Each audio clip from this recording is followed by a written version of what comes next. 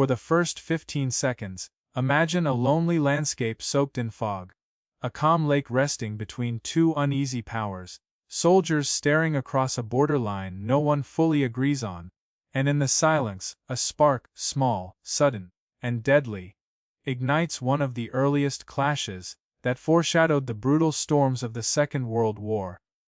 This is the forgotten moment when two giants tested their strength long before the rest of the world even realized how close the darkness had come.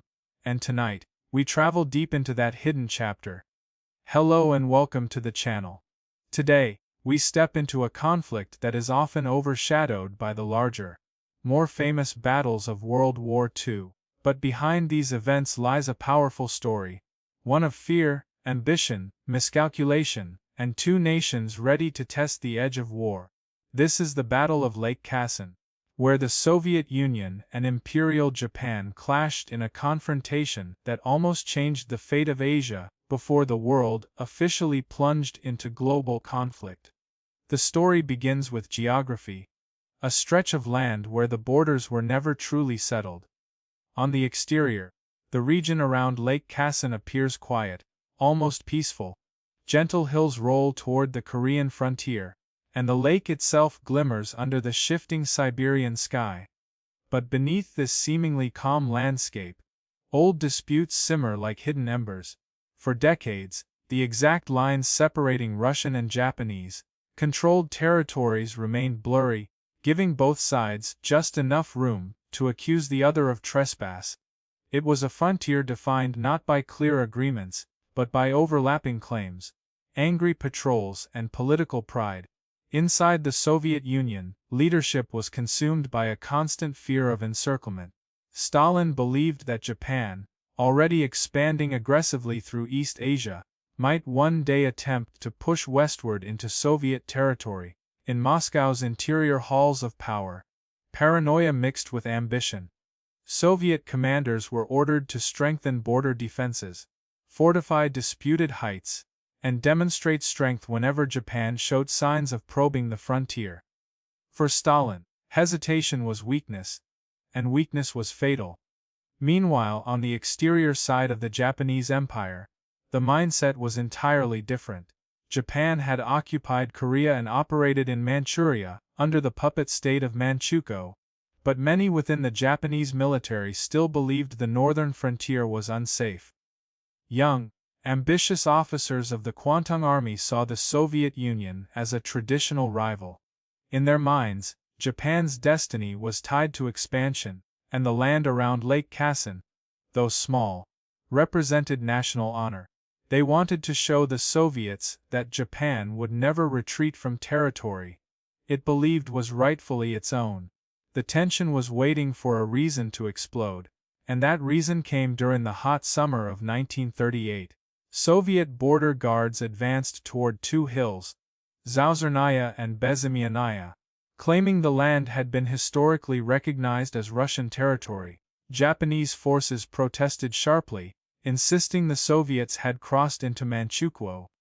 Each side believed the other was the aggressor, each side felt provoked, and each side was ready to respond. Within the interior chambers of Soviet command, orders were handed down quickly: reinforce positions, bring in more units, show Japan that Moscow would not blink. The language was strict, the tone unquestionable. The Red Army was to hold the ground at all costs. Soldiers who arrived at Lake Khasan described mud, insects, and the thick, oppressive tension of watching enemy patrols move just kilometers away.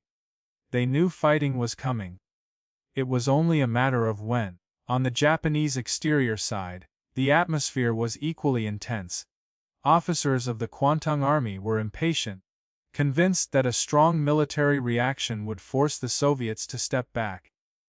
Many of these officers acted independently, often without waiting for orders from Tokyo. Their pride and sense of superiority had grown since Japan's victories in earlier conflicts. Now, with Soviet troops advancing toward the disputed heights, those officers felt challenged, insulted, and determined to restore what they believed was balance. As the days passed, the standoff sharpened. Patrols exchanged harsh words. Commanders sent more troops. The temperature rose not only in the air but in the minds of those preparing for confrontation. On the Soviet interior front, soldiers dug trenches around the base of the hills while their officers studied maps of the uneven terrain. The heights offered visibility over the surrounding area, making them strategic. If Japan controlled them, the Soviets feared their border defenses would be vulnerable. If the Soviets held them, Japan believed its influence in the region could be weakened. In such a place, even a single hill could determine political leverage. The Japanese forces, positioned on the exterior ridge lines, scanned the Soviet movements carefully. Their equipment was polished, their ranks disciplined, their confidence high. Many were veterans hardened by years of campaigning in China. Yet despite their experience, they faced a unique challenge here: a direct confrontation with the Red Army.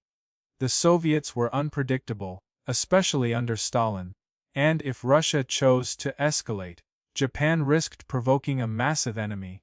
It wasn't fully prepared to fight, but the Kwantung Army's pride was stronger than its caution. By late July, Japanese troops advanced toward the base of the contested hills, demanding the Soviets withdraw immediately. The Soviets refused. Patrols pushed closer. The space between the two sides shrank to dangerously thin margins. One wrong step could start a war neither side officially wanted, but both sides were prepared to fight. On a fog-covered morning, the fuse finally reached its end.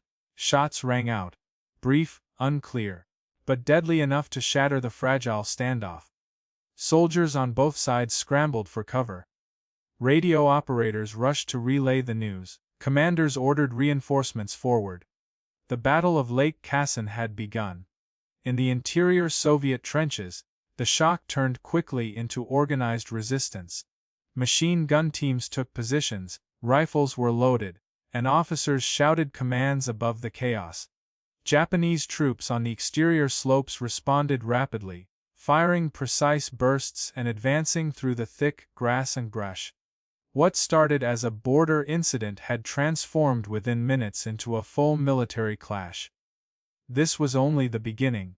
The battle would grow fiercer, the strategies more desperate, and the stakes far higher than either nation expected. And as the dust settled on the first exchange of fire, both sides realized something chilling: neither would back down easily.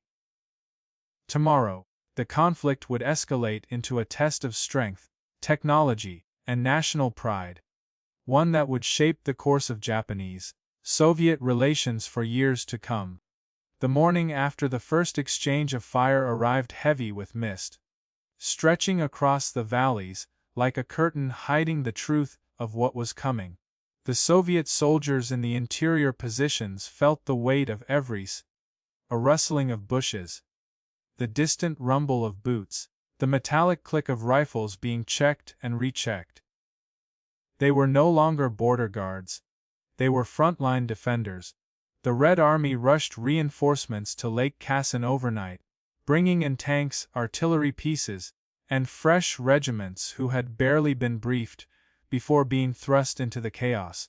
Officers told their men that Japan had violated Soviet territory. The message was simple and absolute: they were fighting for national dignity. On the Japanese exterior side, the tension soared just as fast.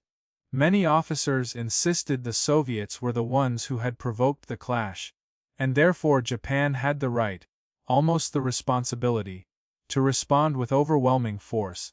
Japanese intelligence officers studied the Soviet deployments through binoculars, noting every new trench, every dugout, every tank rumbling toward the front. They were impressed at how quickly the Soviets were reinforcing the area, but they were not intimidated. The Kwantung Army believed discipline and training would give them an edge even if the Soviets brought larger numbers. By midday, both sides were preparing for something far bigger than the skirmish of the previous day. In the Soviet Interior Command bunker, officers debated how to approach the Japanese positions. The terrain was muddy, uneven, and filled with treacherous slopes. Tanks could easily get stuck, and infantry would have to climb under relentless fire. But the orders from Moscow allowed no hesitation. The hills were to be held and secured, no matter the cost. A counterattack was planned. Artillery units were positioned behind the rear slopes, their barrels directed toward the Japanese lines. The Soviet commanders wanted to make a statement, not just with bullets, but with shock and force. Across the exterior ridge, Japanese troops were fortifying their own positions. Machine guns were placed behind makeshift sandbags. Trenches were carved into the sides of hills. Officers shouted instructions as they prepared to repel whatever the Soviets attempted next. Their plan relied on mobility and precision. They believed that if they could strike quickly and break the Soviet momentum, the Red Army might retreat rather than risk a prolonged confrontation. Both armies, each confident in its own understanding of war, were about to learn that Lake Khasan was unforgiving to anyone who underestimated its terrain. The silence that followed the preparations was eerie. The lake, untouched and calm, reflected the gray sky as if unaware of the destruction gathering around it. Then, in a sudden roar, the Soviet artillery opened fire. Shells tore through the air, exploding across the Japanese exterior slopes. Dirt and smoke rose in violent columns. Japanese soldiers ducked into trenches as shrapnel tore across the ridgelines. The landscape convulsed under the barrage, and for a few moments, the hills seemed to tremble under the weight of the explosions. As the barrage lifted, Soviet infantry surged forward. The ground was still shaking from the blasts as soldiers ran uphill, slipping in mud, gripping their rifles tightly. Some tanks followed behind them, struggling but pushing onward. The Japanese forces responded immediately, unleashing a wave of machine gun fire that swept across the advancing Soviets. The hills became a deadly funnel, where every meter required brutal effort. Men shouted, stumbled, and dragged each other forward. The Soviet interior units had trained for harsh conditions, but this battlefield felt like a giant trap shaped by nature itself. On the Japanese side, the discipline was fierce. Soldiers fired in well-practiced bursts, moving between positions as the Soviets approached. Grenades were hurled down the slopes, bursting around climbing infantrymen. Officers stood firm, directing their units with measured control. Many Japanese troops had fought in China's rugged rural battlefields, and they used that experience to hold every inch of ground. They believed they were defending their rightful border, and their determination hardened with every hour. Yet even with their skill, the Soviet numbers were overwhelming. More units poured in from behind, creating wave after wave that pressed relentlessly toward the Japanese lines. The Soviet commanders knew their soldiers were taking heavy losses, but retreat was not an option. Pride and political pressure demanded victory. The Red Army was expected to prove itself, especially after the internal purges that had crippled much of its leadership. Every officer at Lake Khasan felt the shadow of Moscow watching, waiting to judge their performance. By late afternoon, the battle hue had turned into a muddy, smoke-filled inferno. Trees were shredded by artillery fire. Smoke drifted across the lake in long, ghostly ribbons. The Soviets briefly captured portions of the slopes, only to be pushed back by Japanese counterattacks. The fighting evolved into a brutal tug of war, where neither side could hold their gains for long.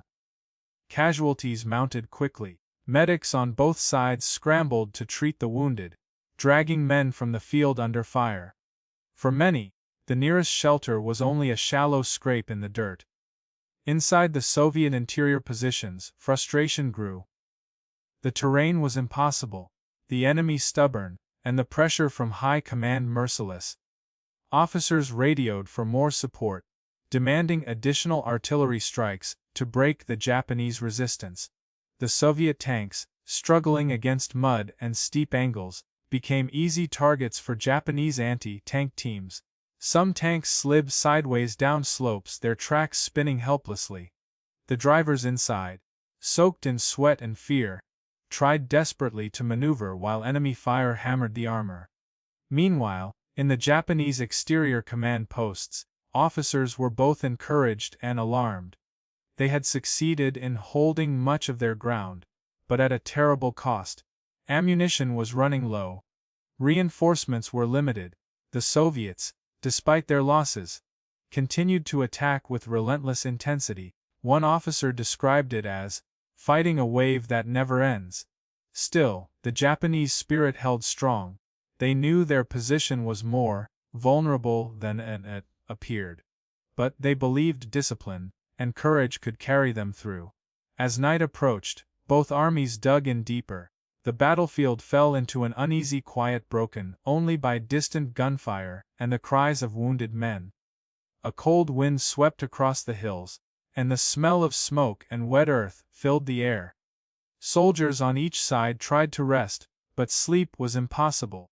They knew the next day would bring more violence, perhaps even worse than what they had already endured.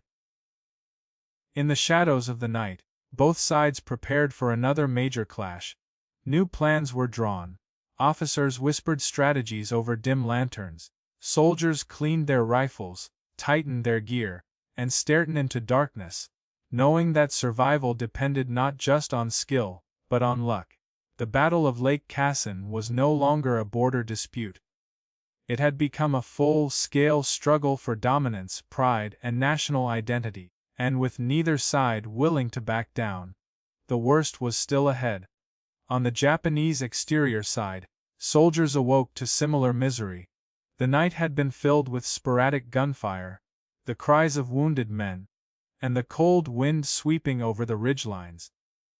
Ammunition was running dangerously low, and the defensive positions were stretched thin. Some soldiers had barely slept, others had not slept at all. The officers knew the Soviets would attack again with increased force. They braced their men, reminding them that the honor of the empire rested on these slopes.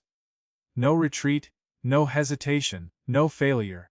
Even if the situation was dire, the Japanese soldiers carried themselves with grim resolve. The calm of the early morning lasted only a few moments before the Soviet artillery roared again. This time, the barrage was heavier, longer, and more precise. Entire sections of the Japanese held hillsides erupted in waves of explosions. The bombardment was designed not only to destroy positions but to break morale, to shake the defenders before the infantry advanced. Dirt and rock flew through the air in violent bursts. Japanese soldiers clung to the earth, shielding their faces from falling debris, praying their trenches would hold. As the artillery fire shifted, Soviet infantry surged forward once more. They moved in coordinated lines, shouting to one another over the booming echoes. Officers ran alongside them, urging them uphill. Despite the mud and the steep terrain, the Soviet advance was more organized, more aggressive than before. Tanks rumbled behind them, struggling up the slopes with engines growling under stress. Some tanks slid sideways, but others pushed forward steadily, supporting the infantry with machine gun fire. The Japanese exterior defenders responded with fierce, disciplined resistance. Machine guns rattled from concealed bunkers. Rifles cracked from behind stones and trees. Grenades sailed down the slopes, exploding among the climbing Soviet troops. For every meter the Red Army gained, they paid in blood. The hills seemed designed to punish attackers. Steep angles, slick mud, and few places to take cover. Yet the Soviets pressed on relentlessly, driven by orders, pride, and a belief that sheer persistence would overwhelm the defenders. As the fighting intensified, the battlefield dissolved into pockets of close combat. Soviet soldiers crawled through the mud, pulling themselves toward Japanese positions. Japanese troops countered with bayonets and bursts of fire, refusing to yield. Smoke filled the air, mixing with dust and the sharp scent of gunpowder. Visibility dropped, and soldiers on both sides sometimes found themselves firing at shadows. The terrain, once familiar, now felt like a maze of chaos and confusion.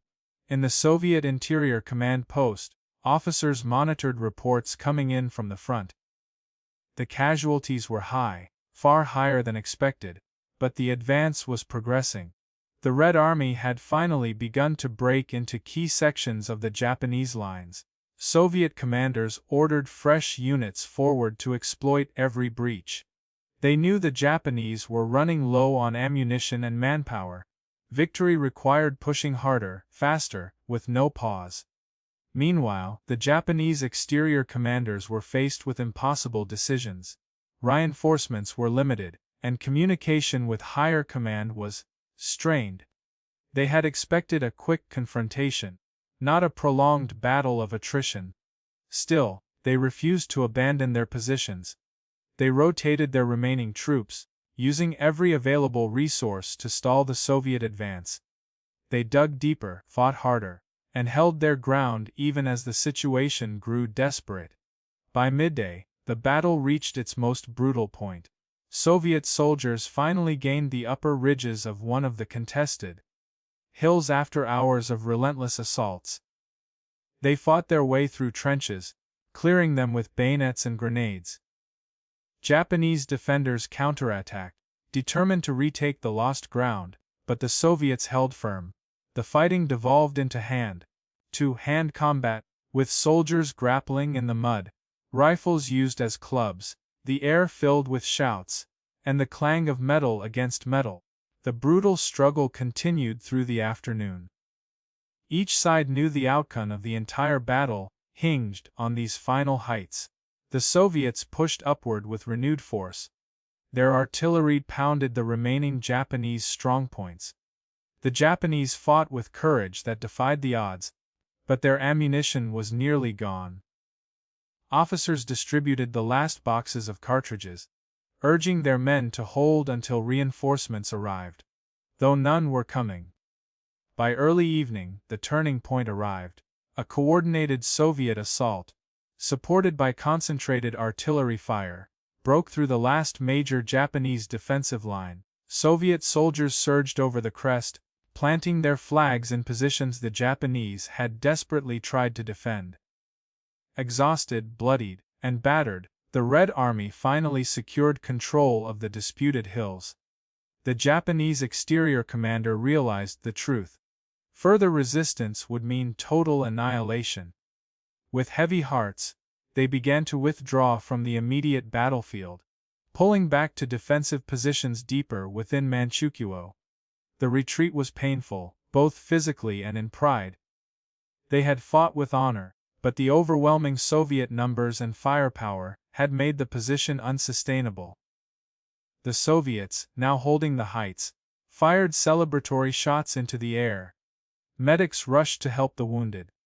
Officers sent reports to Moscow that the mission was successful, the hills secured, and the Japanese pushed back. The Battle of Lake Khasan was effectively over. In the days that followed, negotiations began. Both nations realized they had come far too close to a full-scale war neither truly wanted. Despite their fierce clash, both sides understood that escalating further could lead to disaster. The border dispute was temporarily settled through diplomatic channels, though bitterness remained on both sides. But the battle left a powerful impression.